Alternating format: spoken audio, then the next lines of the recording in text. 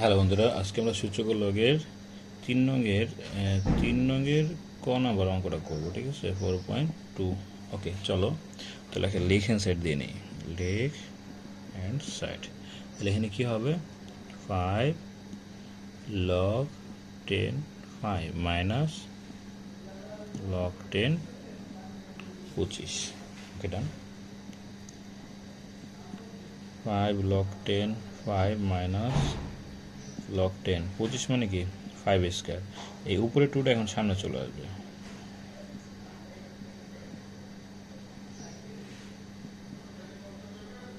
And 5টা log 5 থেকে 2টা log 10 5 বাদ দিলে করা থাকে 3টা log 10 5।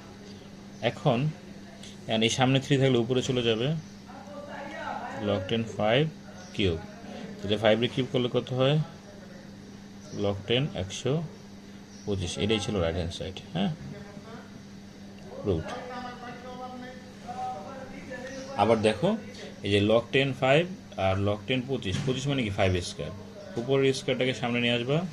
5টা log 10 5 থেকে 2টা log 10 5 বাদ দিলে 3টা log 10 5 থাকে। এই 3টা সামনে আছে, উপরে নিয়ে যাও। 5 কে 3 করলে 125 হবে। Right hand side root.